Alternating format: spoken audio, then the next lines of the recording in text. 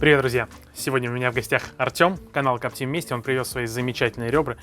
На улице уже прохладная погода, самое время для теплых, приятных рецептов. И сегодня мы будем готовить настоящий гороховый суп в казане. В моем понимании, хороший гороховый суп всегда варится на копченостях. Можно, конечно, купить в магазине, например, грудинку или ребрышки. Можно приготовить хорошие ребрышки самому. У тебя на канале есть рецепт. Да, очень, причем подробный, пошаговый рецепт есть. И сегодня мы из твоих ребрышек будем готовить гороховый суп. Я тебя попрошу нарезать их на кусочки, и мы их отправим вариться в бульон. Все хорошо. Режем на порционные куски. Я думаю, вот большому куску Да, народ радуется. отлично. Да?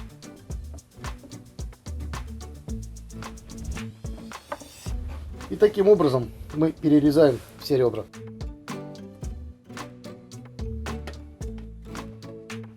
Друзья мои, я хочу вам назвать самое главное преимущество этих ребер.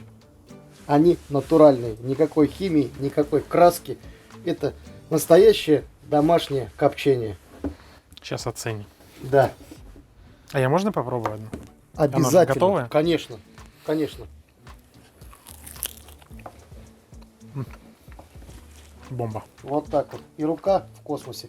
Ну и как я говорю, друзья, мяса много не бывает, поэтому сейчас все это количество ребер мы отправляем в афганский казан. На мой взгляд, это лучший помощник для того, чтобы быстро приготовить наваристый хороший бульон. Заливаем водой, у нас уйдет примерно 8-9 литров, и отправляемся на огонь. А пока начнем подготавливать все остальные ингредиенты.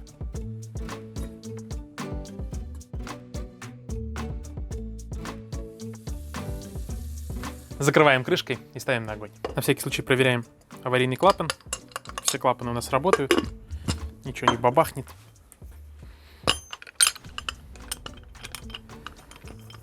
Тихон, подскажи, затягивать нужно сильно афганский казан или достаточно просто наживить? Да, просто чтобы закрылось. Ну и оставляем его после того, как засвистит, примерно на 40 минут. Этого будет вполне достаточно, чтобы бульон получился хороший, мясо отходило от костей. Отлично.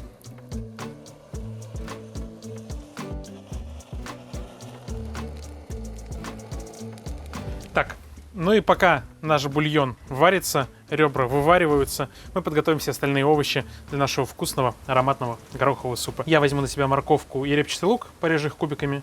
Тебя попрошу картошку нарезать некрупными кусками. Да, без проблем. Приступаем. Да. Нарезаем морковь толстыми пластинами.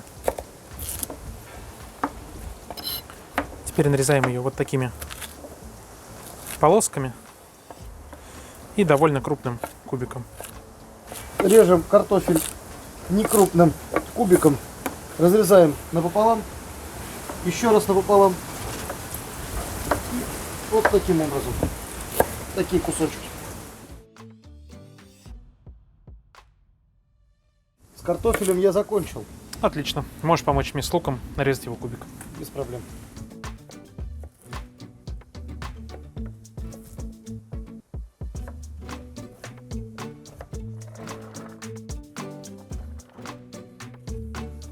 Друзья мои, и для того, чтобы не портить несколько видов посуды, мы все будем готовить в одном казане. Сейчас ставим его разогреваться. Первым делом обжарим там овощи, морковь, репчатый лук, потом мы берем их и продолжим в нем же приготовление супа.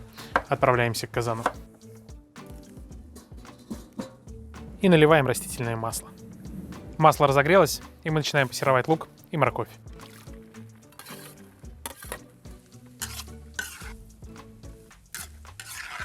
Лук и морковь будет обжариваться 3-5 минут, для того, чтобы они чуть-чуть подзолотились.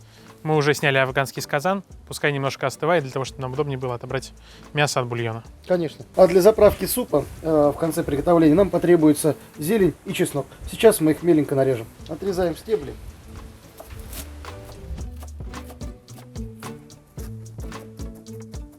И возьмем пару зубчиков чеснока. Также меленько их порежем. Ну а я при помощи шумовки уберу ребра из бульона. Такой великолепный аромат. Да.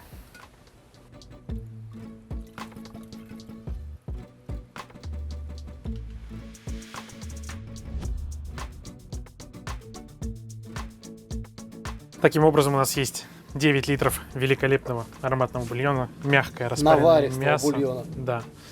И мы идем мешать морковь с луком. Ну что, наша зажарка выглядит великолепно, да? Отлично, Друзья, отлично. посмотрите. Можно убрать ее из казана.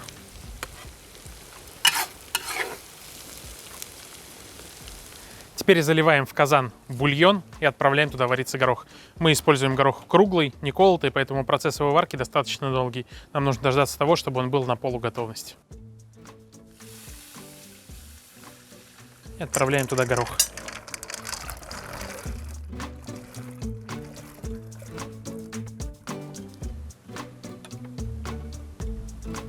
У нас с Артемом есть примерно полчаса. Пойдем подготовим чесночные гренки для подачи нашего супа. Да, отличная идея.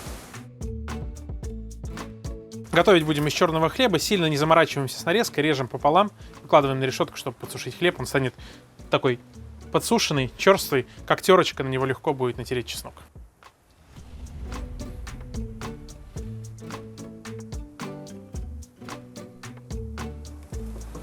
И выкладываем их на решетку.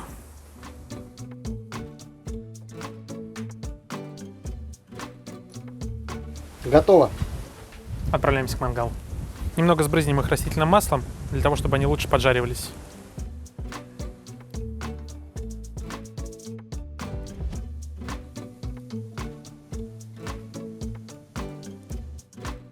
И теперь наша задача взять чесночок и натереть, как по терке, хлеб, чтобы он был ароматным и вкусным. Хорошенько с каждой стороны. После таких гренок никакие болезни нам не страшны. Да. Ну, Артем, сегодня без поцелуев. Я так ждал. Горох у нас, друзья, на полуготовности. Это значит, что мы можем забросить туда картофель и первый раз немного посолить, для того, чтобы все это начало просаливаться. И буквально уже через 15 минут мы продолжим приготовление. Смотрите, какой уже разваристый горох. Отправляем к нему картофель. И сразу посолить.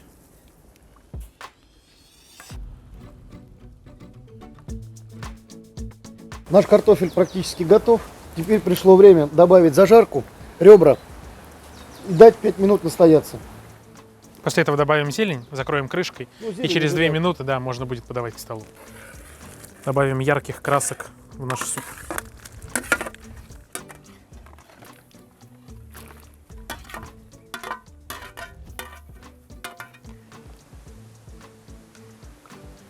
Сейчас можно добавить лавровый лист и немного перца, просто для аромата.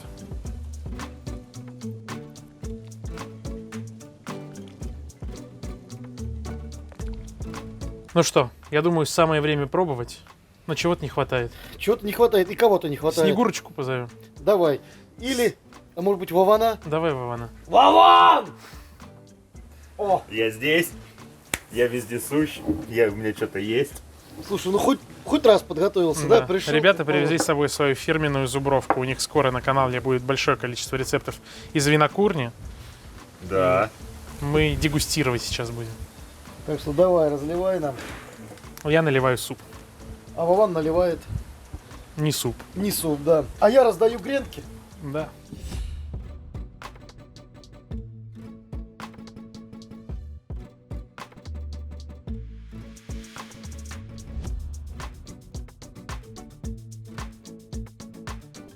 Друзья, пусть у вас будет всегда хорошая, дружеская атмосфера, теплый горячий суп и улыбки на лице, как у Как у Вовы. меня. За вас, друзья. Будем. И за вас, друзья.